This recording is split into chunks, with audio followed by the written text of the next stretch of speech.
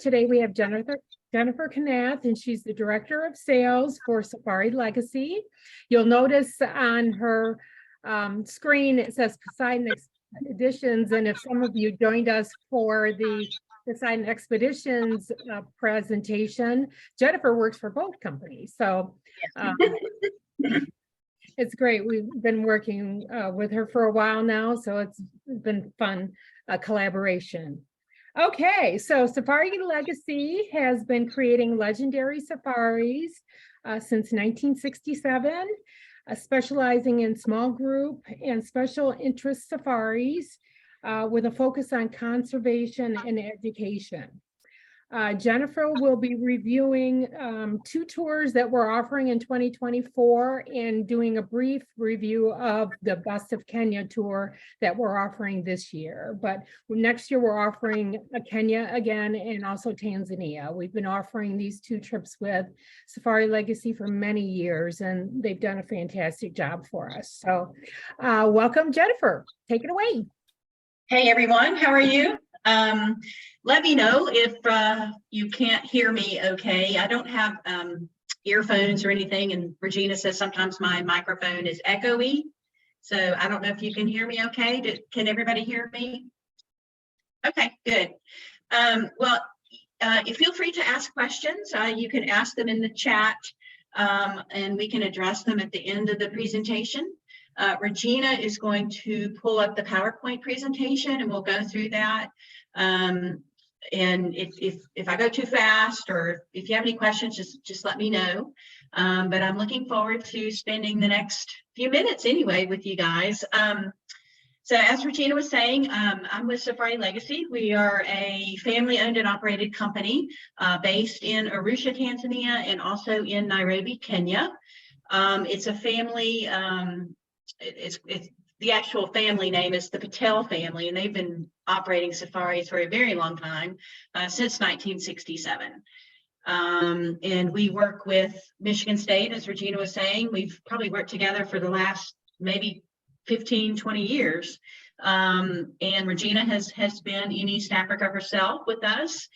And I guess that's a little bit of background. So I'm just going to let Regina know when to go to the next slide, but this slide here is basically a good view of the Serengeti, basically just kind of zebra in the foreground there, and that's a nice yellow fever acacia tree prominent that you can see everywhere in Tanzania and Kenya. Okay, I'm ready. No. Okay, all right. What's it doing? Okay.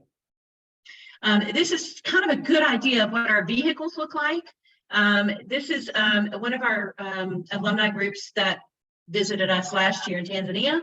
If you can see, the lion has his tail through the window and actually was touching that traveler's foot, her bare foot actually.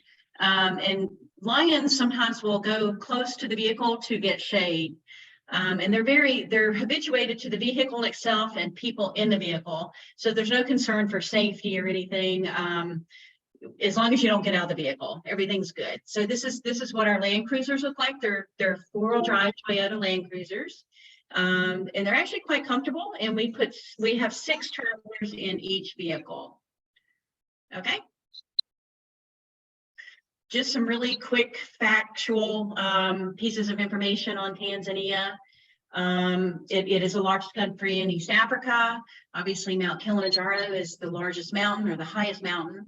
Tanzania is known for its many tribes, so it has the most on the continent with 120 different tribes. The weather is fantastic. It's kind of like tropical weather like you would have in Northern California. There's no humidity, warm days, cool evenings and mornings. And of course, the language is in Swahili and also English. All of our safaris are in English. All of our guides are basically all, speak very, very good English. We call it British English. And then, of course, there's nothing like Tanzania or even Kenya with the wildlife diversity. As you can see, 430 species of mammals and then over 1,000 species of birds. So the wildlife viewing in both countries is phenomenal. All righty. In 2024, for our program in Tanzania, we are actually, it's an 11-day safari total from the US. So from door to door, it's 11 days. Arrival in Tanzania, we usually fly Delta KLM, or that's the airline we suggest. You can also fly Qatar or Turkish or British Air. Delta KLM typically works the best with our safari because you arrive in the evening and depart in the evening. So we meet you upon arrival. We drive you from the airport to the first hotel in Arusha, which is the actual town that you start your safari in, and we overnight there. And then the next couple of days we spend in Tarangire National Park. That is an incredible park known for its large herds of elephant and also baobab trees. So really, a really picturesque park. From there, we continue on to the Ngorongoro Highlands, with stopping off at a Maasai village. Usually that'll include a school visit as well. And then we have a nice lunch and enjoy some shopping. It's just a full day of just exploring the Ngorongoro Highlands. And then we overnight basically on the rim of the crater. And I'll show you, I think I have a photograph, I can't remember, but we actually overnighted the Ngorongoro Serena, which is a really incredible location. Every room overlooks the crater. And then the next day we spend the full day in the crater. So we're in the crater at 8 in the morning and we leave around 5 in the afternoon. We have a really nice picnic lunch on the crater floor. And the crater is an interesting sunken caldera, like a volcanic caldera. It's very large. You have opportunities there to see black rhino, also large tuskers, the large male elephants, also wildebeest, zebra, lots of hoofed animals, hippo, just incredible opportunity for the big five, really, in the crater. And then we overnight again at the Serena. From there, we go to the Serengeti National Park, the central Serengeti, with a stop at Olduvai Gorge, which is known for its early ancestors of like hominids. So we'll have like a really nice archaeological presentation, and it's got a neat little museum that we can walk through. And then we get into the Serengeti and we spend the next 3 nights there, morning and afternoon game drives each day. Usually our game drives are anywhere from 3 to 5 hours. We're stopping, we're observing wildlife, we're learning about the behavior and what you're seeing in front of you. If we have any birders in the group, we usually have a vehicle or two that have, really avid birders. And so our guides are incredibly knowledgeable on everything, on all wildlife, plant species, geology, you name it. And then at the end of the safari, we fly in the morning back from the Serengeti back to Arusha, and we get in around 1 in the afternoon. We have a nice lunch, and we have more opportunities for last minute shopping for tanzanite or wood carvings. And then we have a day room, a really nice day room where you can repack, shower, freshen up before your evening flight out. Okay, I'm ready. This is our first accommodation, the Serena Resort and Spa, which is basically in Arusha. Arusha is about 45 minutes from the airport. So once you arrive at Kilimanjaro Airport, we drive you about 45 minutes and you check in, and it overlooks that's actually called Lake Duluti, that lake. So it's just a neat little property there. A good place to start your safari. Next. A little bit of factual information on Tarangire. Like I said, it basically is known for its elephant, 4,000 elephant, incredible baobab trees. The Tarangire River runs through it. Every year there's basically nothing is fenced in Tanzania, by the way. So everything migrates. So you have lots of opportunities to see elephant migrations in large herds.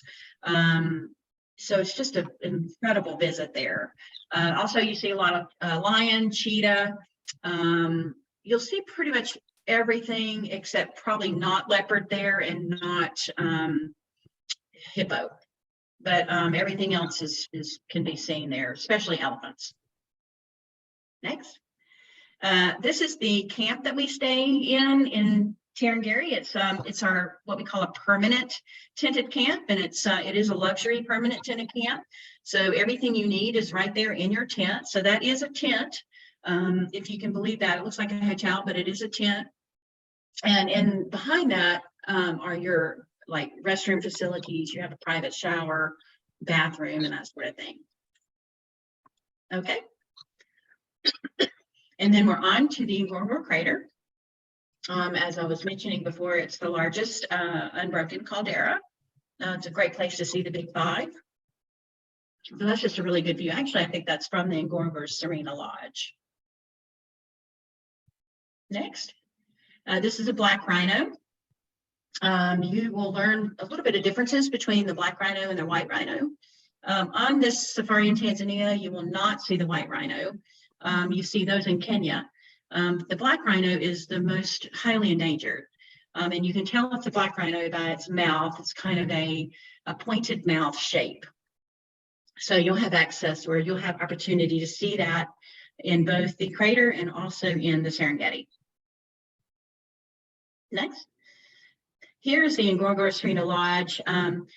It's kind of on the rim of the crater. The crater is to the left of this image, but you can kind of get an idea of what that lodge looks like.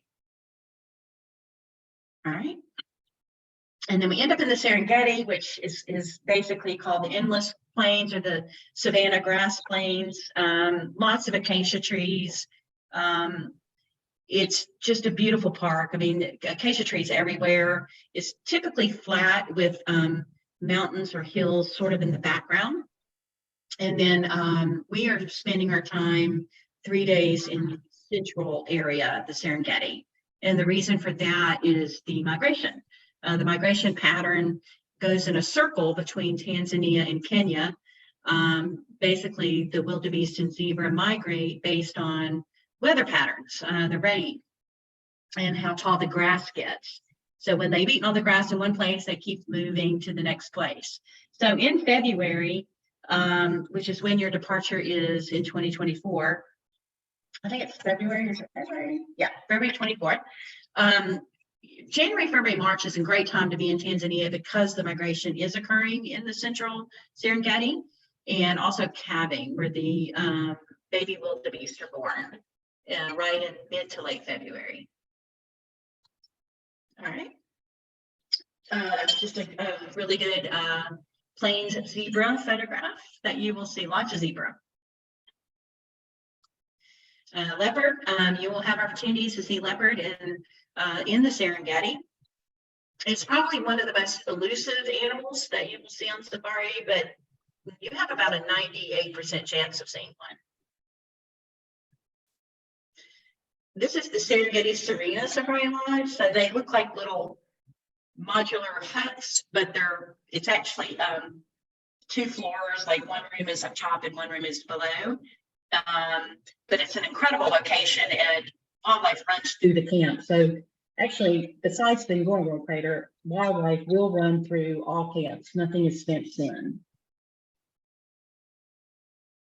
Okay, on to Kenya. Next. Here's a little bit of information on just some factual facts on Kenya. Again, it's a tropical climate, just like Tanzania, so no humidity. We visit Kenya typically July, August, September, and that's so we can begin the migration occurring in the Masai Mara. And it's their winter time at this time of year, so that typically means very cool mornings, like in the high 50s, low 60s, and then 70s in the daytime. So it's really nice. It's never really hot and it's never really cold. Lots of wildlife, 390 species of mammals and over 1,100 species of birds. And just like Tanzania, Swahili and also English are the languages spoken. And it's got the most national parks and reserves for 54. Okay, for 2024, the safari itinerary, it's 11 days door to door. You arrive in Nairobi, Kenya, typically by Delta KLM, or like I said, you can definitely use Qatar or British Airways or Lufthansa. There's a lot more option on flying into Nairobi than in Tanzania. We meet you at the airport, of course, and then drive into just about a 30-minute drive to the hotel where we overnight. And the next morning after safari briefing, we drive south to Amboseli.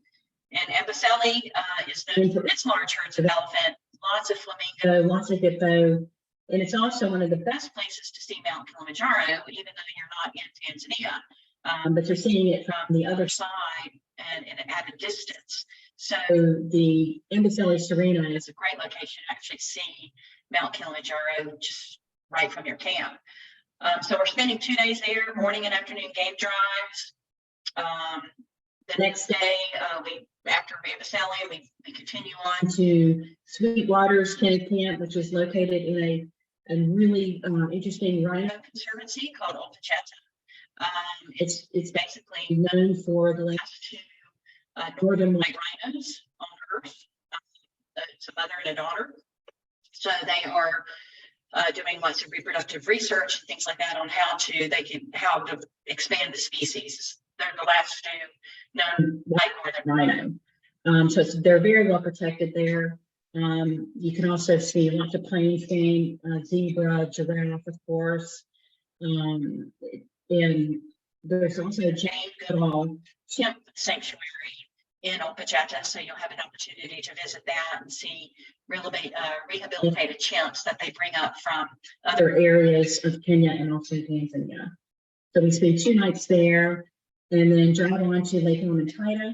That's sort of a stopping off point to break up the longer drive between Olpacheta and the Masai Mara. So you spend the night in a really nice, luxurious tented camp there, and then continue on to the Masai Mara, where you have 3 nights there, morning and afternoon game drives. And there is basically you have opportunities for incredible wildlife viewing, the Big 5, which basically is Cape buffalo, leopard, lion, elephant, and rhino. All right. This is the first hotel, the Imara Ole Serene. And I'm sorry, this is the Crown Plaza, Nairobi. We used 2 hotels in Nairobi. We used the Crown Plaza in Nairobi. We also used the Imara Ole Serene. So it just depends on what departure you're on, but typically the one that we normally use is the Belmara Serene, which is actually this photograph. It's not the Crown Plaza, so I don't know why that's there. But the reason we use this one more often than not is, as you can see, it overlooks Nairobi National Park. So every room overlooks Nairobi National Park. So that's kind of an interesting thing to, I mean, people come in early just so they can, look at Nairobi National Park. And we also have, one thing I forgot to mention real quick, and we don't really focus on extensions in the presentation, but for Tanzania, we do have a pre-extension to Rwanda. So gorilla trekking is available. And then we have a post-extension to Zanzibar, which is the Spice Islands of Zanzibar. So you would fly from these extensions to Tanzania and then from Tanzania to Zanzibar. So you can do one or the other or both. And then in Kenya, on the Kenya safari, we have an optional pre-safari extension that includes a visit to Nairobi National Park and also the Karen Blixen home, which is, if you've seen the movie, it's her home. They've turned into a museum. We have a special lunch there, a private tour of the museum, and then we go over to Giraffe Center where we can see some rehabilitated reticulated giraffe. Okay. Amboseli's a little bit of information. It is known for its largest elephant herds. Kind of like Tarangire in Tanzania, Amboseli is the same kind of thing in Kenya, where you just have massive, large herds.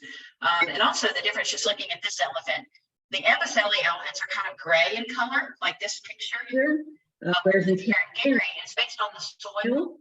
In Amboseli, they have like what's called black cotton soil, so the elephants tend to be gray. They're more dusty looking, whereas in Tarangire, in Tanzania, the dirt is red, so those elephants are a little more red in color. So that's kind of an interesting observation. Okay. This is the Amazon Safari Lodge, which includes incredible views of Mount Kilimanjaro. Excellent location. All right. This is the Ulta Jetta Conservancy Sweetwater's Tenant Camp, which is located in the resort, in the actual conservancy. It's a tenant camp. It's a deluxe tenant camp, so everything is in suite, so all of your restrooms and everything is private. Basically on both safaris, everything is in suite and private. This is another photograph of a black rhino, which you can see in large numbers at Ulta Jetta. And this is Lake Tiger Tenant Camp, where you spend one night before going on to the Masai Mara. This gives you an idea of what you're seeing in the Masai, or basically just it's kind of hard to explain, but the Masai Mara is a northern extension of the Serengeti. So the Serengeti and the Masai Mara are split by two countries. So the migration is occurring in the Serengeti, then it goes north into the Mara, then back down to the Serengeti constantly. So as I was saying, it's kind of savanna grassland, very similar to the Tanzania and Serengeti. They do have what they call as these rocky foundations called kopjes, which is really an interesting place to see lion. But it's lots of acacia trees, rolling hills, really picturesque. Okay. Cheetah, you'll have lots of opportunities to see cheetah in both Tanzania and also Kenya. The wildebeest migration on your left, and then we have a lioness and her cub on the right. There is an opportunity to do an optional balloon safari on both safaris. In the Serengeti, you'll do the balloon safari there. And then in the Masai Mara, there's a balloon safari opportunity there as well. This is the actual camp that we stay in the Masai Mara, on the Mara Marisha tenant camp. And then these are examples of our vehicles. The one on the left is our vehicle in Tanzania, and the one on the right is our vehicle in Kenya. Four-wheel drive, Toyota Land Cruisers, all of them have pop-up roofs. Okay, this is kind of a rundown of the departure dates that Michigan State is offering and the pricing.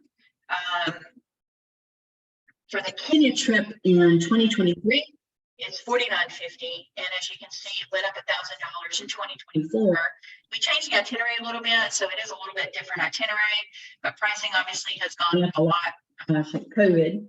And the 2023 price is a phenomenal price. So if you're able to do Kenya this year, it's a great price. Both itineraries are deluxe itineraries. All the accommodations are deluxe. All meals are included. All internal flights are included. So really, the only thing not included would be international airfare, which we have an air consolidator partner that can assist with that. Of course, travel insurance, which Michigan State will offer. Tipping to the guides, which we recommend about anywhere from $12 to $15 a day. And you're tipping one guide, and then they share the tip amongst themselves. So on average, the tip total is about $120 to $150 for the guide. And then of course, souvenirs and alcoholic beverages. And other than that, everything's included. So I think, let's see what kind of questions people have. Regina, do you want to read those or?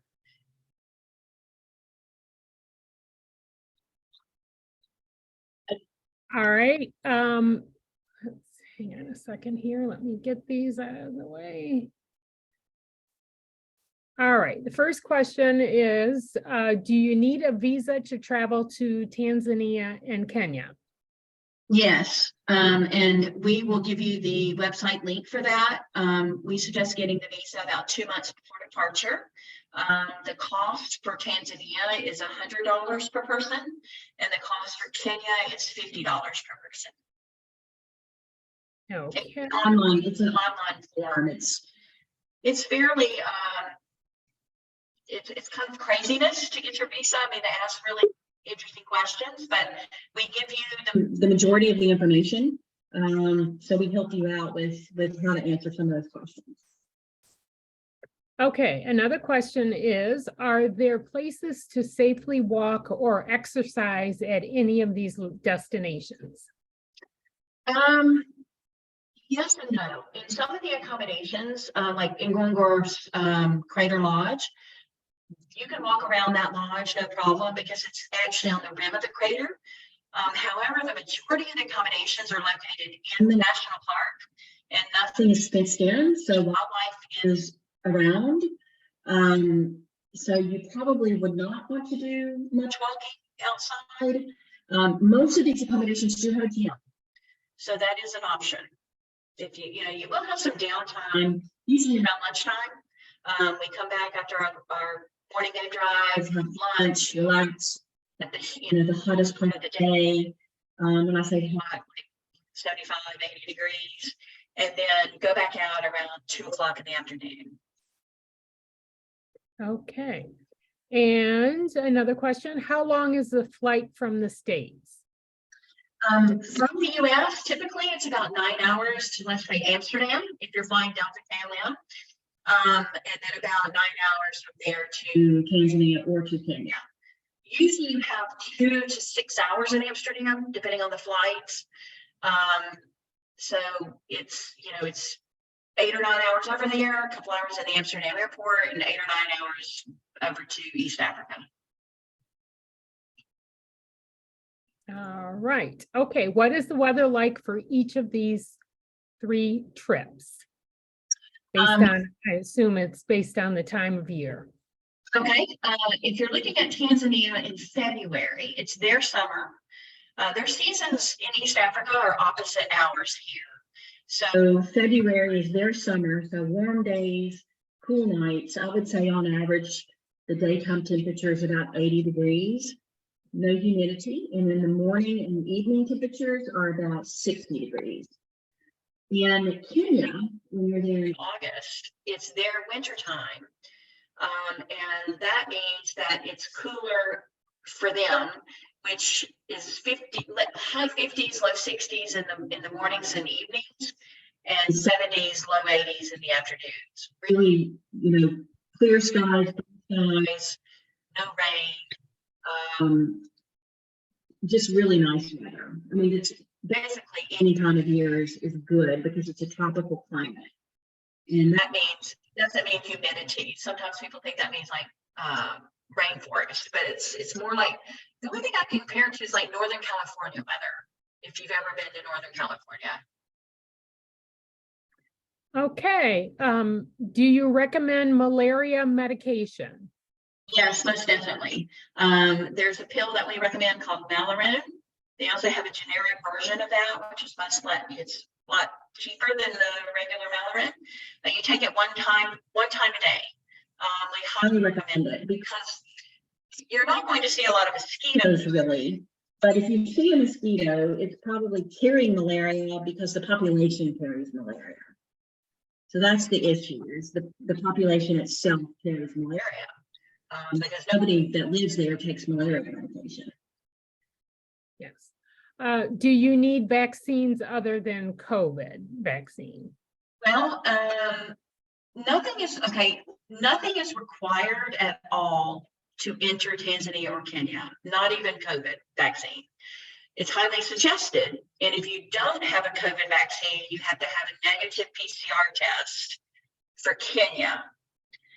For Tanzania, they just changed their protocols February 13th, and they no longer require a PCR test or a vaccine at all. So Kenya will probably follow suit eventually, but right now you do have to have a negative PCR test if you're not vaccinated for Kenya. Other than that, there's no other requirement at all to enter. Now, if you're doing Pre-Rwanda to the Tanzania safari, you have to have yellow fever to get into Tanzania coming from Rwanda.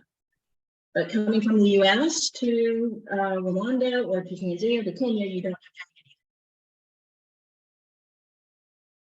Another thing that I might mention as well, one of the things that I made the mistake of one day wearing sandals, and on my trip home, I was somewhat miserable because of chiggers.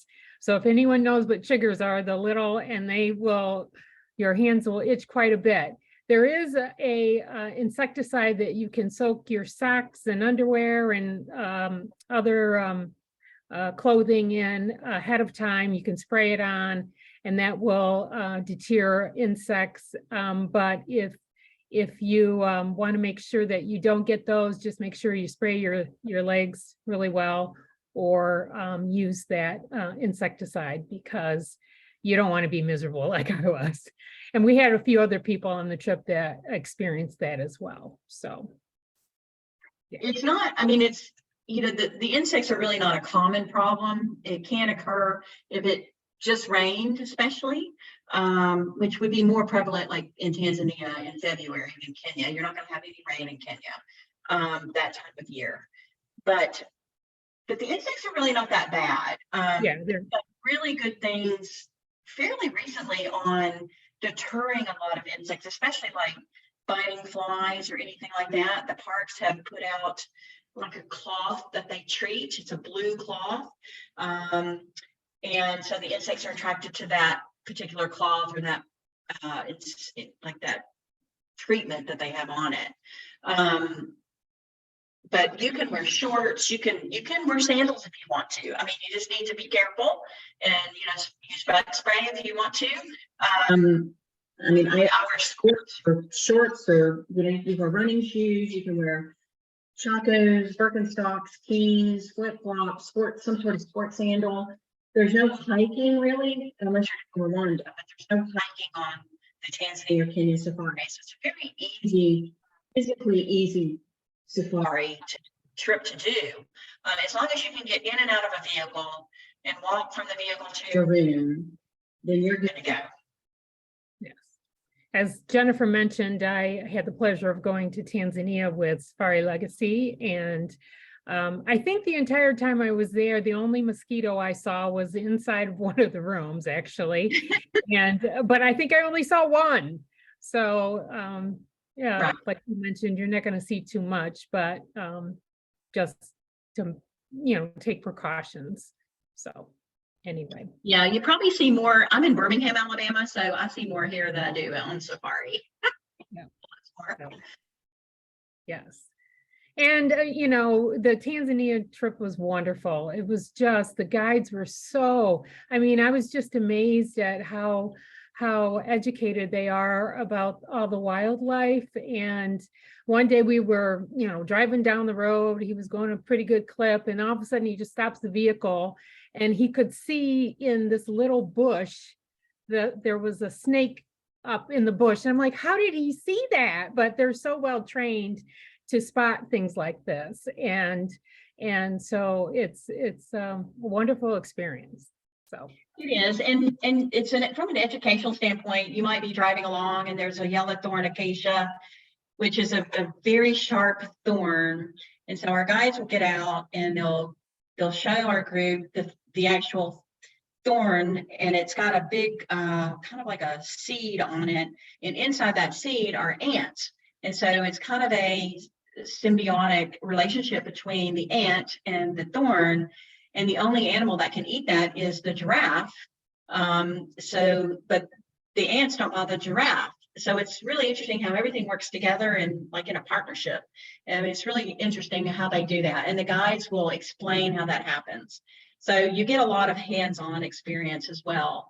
The wildlife is phenomenal. It's just there. I mean, and we may stop for, depending on our group and what their interests are, if there's a large herd of elephant with a lot of babies, we might be there for 2 hours. If there's elephant, I mean, if there's a leopard in the tree with a kill, we might be there for 2 hours, you know? So it's kind of flexible during the day based on what you're actually seeing. Yes, we were on our way one day early in the morning to go to a town to visit a school. And along the way, there was a kill, a pride of lions with a kill. And we sat there, I think, close to an hour just watching. It was pretty incredible. And yeah, I'm a cat lover, so we saw quite a few lions and I was really pleased. It was great. So I think somebody asked how big is the group? We can operate the trip with 5 people, no matter what. But typically, usually Michigan State will go with a host if there's 10 or more. But we can operate it with 5. And then sometimes a lot of alumni associations work together. So if we have another safari on the same date or a similar date and 2 people sign up, then we might, with the approval of yourself or with the other alumni association, we may move you to that group or vice versa.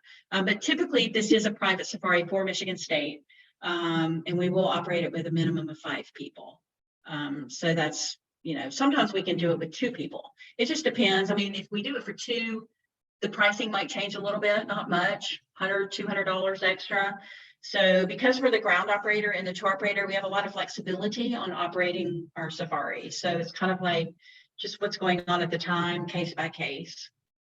But it is a maximum group size is typically 18. okay, any other questions?